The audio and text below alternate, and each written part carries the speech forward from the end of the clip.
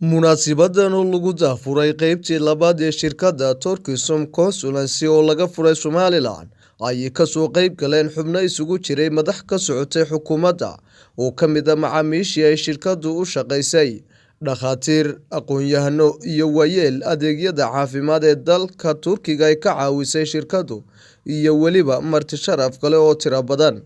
Khalid Cawil oo ku hadlayay afka maamulaha shirkadda iyo Cabdikhaaliq Maxamuud Ismaaciil oo ku hadlayay afka maamulka qaybta caafimaadka ayaa waxay faahfaahiyeen ujeedka aasaas ee shirkadda Turkisum. Shirkaddani waxay ka shaqeysaa caafimaadka ama caafimaadka marka dibadda loo baxo kala dalka waxba lagaga qaban karo waa referralka.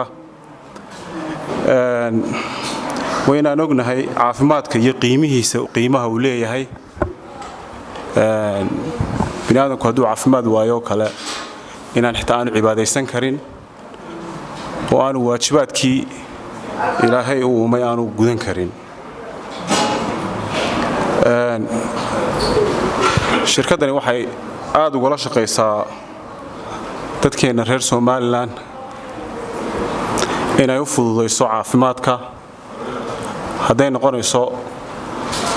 qofku markuu dalkii Turkiga tago kale sidii isaga iyo dhakhaatiirtu isu heli lahaayeen iyo qaabkii ay wada shaqayn lahaayeen. wadamadeedan Afrika waxyaabaha ugu badan dhibaa waa fiisaha oo ma garanaysaa sababtaas oo aynu fiisihii misuse gareynayna inaan sidii loogu talagalay isticmaalayn. waxaad arkaysaa dad qof beeshina oo kelida loo bedelayo oo wadankii yimid oo aan kelimaad sheegtay meel xanuunaynin oo riboodadii soo dhambeeyay ahaayeen hadhowna tahriibaya. markay wasaaradda caafimaadka ama immigration-ka ay arkaan dadka noocaas ee fiisi sida xun u isticmaalaya waa ta markaa keentay in fiisayaasha la ku adkeeyo oo qofkeenii beeshinka dhabta ahaa uu bil wareego 2 bilood wareego ay noqoto inuu cid kale la hadlo oo cid wastaysto waa dhibaatooyinka ugu badan haysta. laakiin falilah alxamdu 99% dadkan la shaqeynaa waa beeshinka rasmiga ah. markaanu qofka waraaqihiisa uga soo dhameeyno Turkiga halka kagama hadhno ee waxaan sameynaa safaaradii waxaan u soo dirnaa email baan u soo dirnaa waan soo inform garaynaa. Dr. Ogle oo ku socday ururka dhakhaatiirta Somaliland, Dr. Naciima Qaasim oo ka mid ah ardaydii wax ku soo buratay dalka Turkiga haddana degan Somaliland ayaa iyaguna waxay xuseen in adeegga shirkaddan yahay mid loo baahnaa oo xilligiisa yimi. marka qofku uu xanuunsanayo saddex shay ugu muhiimsan inuu waqti sax ah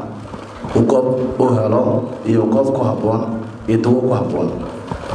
marka waxa laga yaabaa maxay inaan haysano dhakhaatiir xanuunka helaysa ama aqoon leh laakiin aan u saamaxin maxay dawadii aan u saamaxin maxay shaybaadka laftiisa. marka haddii qolada maxay tahay Turkisumka ay keenan maxay tahay fursad qofku uu ku helayo in maxay tahay dhakhtarka kula kulmo oo dawo tayo ka helayo sidoo kale maxay tahay ka helayo maxay tahay shaybaadka u baahnaa. dhalinyaradeenu way u baahan yihiin goobo ay ka shaqeeyaan qaybteedan cusub ee laga furay Hargeysa waan soo dhaweynayaa. aad iyo aad baan u bogaadinayaa dhalinyarada oo Cabdikhaaliq hormoodka u yahay ee ganacsigaas cusub inoo furtay. idinkana sidaa uu sheegay iyo xogtaa uu ina siiyey runtii waa tusaale fiican baynu ka qaadan karnaa meesha uu ka bilaabay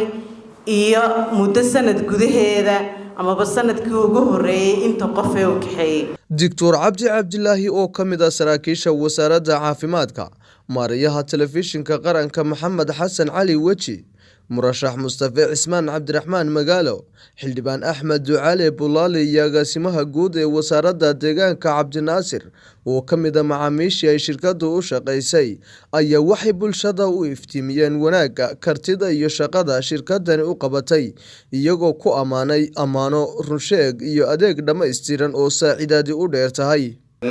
dadkii macaamiisha ahaa ee adeegga u doontay baan ka mid ahaa. adeegooda waxaa ka koowahaa diyaarinta fiisaha. 2 tusaale quraan ka soo qaadanaya inaan adeer u ahay fiisaha suuqa looga qaaday isagoo caafimaad ma hayn qof qaraaba baan kaxeeyay waliba nasiibna waxaan u helay medical check up aan soo sameeyay xafiiskooda tago ninka waxa laga qaaday 5,500 oo dollar ayaa fiisaha loogu soo saaray. gabadh Mareykan joogta isku kay xidhay xafiiska Cabdikhaaliq iyo fiisi waxay ugu qaadatay markaan waraaqahaygii iyo waxaygii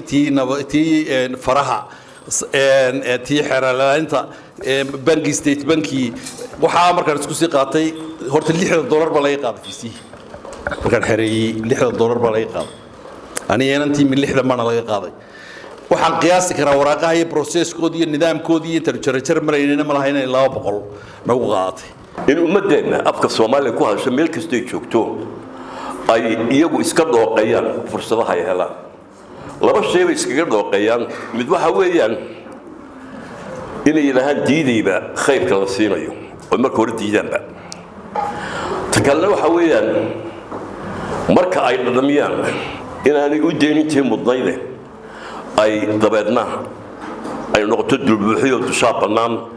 iyo qiil iyo been iyo waxaan jirnay in lagu wada sheegto waxaa jirta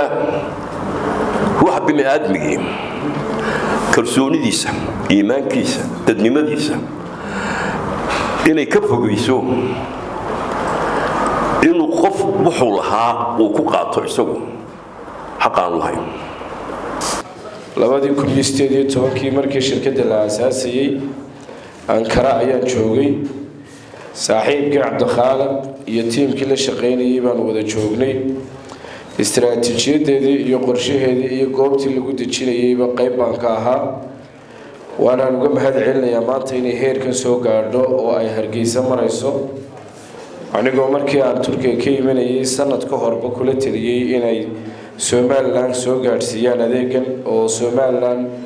gudaheeda dhibaatadii uu agaasimuhu ka hadlay ayaa gudaheeda ka jirtay oo counseling-ka iyo la talinta dhinaca sharciga sida loo xareysanayo ama visa ayaa aad uga dhinayd halkan runtii anigu macaamiisha shirkaddan ayaan ka mid ahay waana ii adeegeen hore runtii waqti aan Turkiga joogayna runtii adeeg aad u wanaagsan iyo soo dhaweyn iyo barbar istaag ayaan runtii ka helay Turki sida Cabdikhalid sheegay waa wadan muslima runtii horu maray laakiin dhibaatada taale waxay tahay marka Turki tagto qof Ilaahay abuurtiis ma fahmaysaan luqadda Turkiga bay ku hadlaan marka haddii aadan qof jubaana oo ku garab galaadan helin runtii waxa weeyaan dhibaato weyn bad kala kulmaysaa ugu dambeyntii martidii iyo madaxdii madasha ka hadlay waxay soo jeediyeen in shirkaddan lagu xidhnaado iyagoo bulshadana uga digay inaanay ka been sheegin caafimaadkooda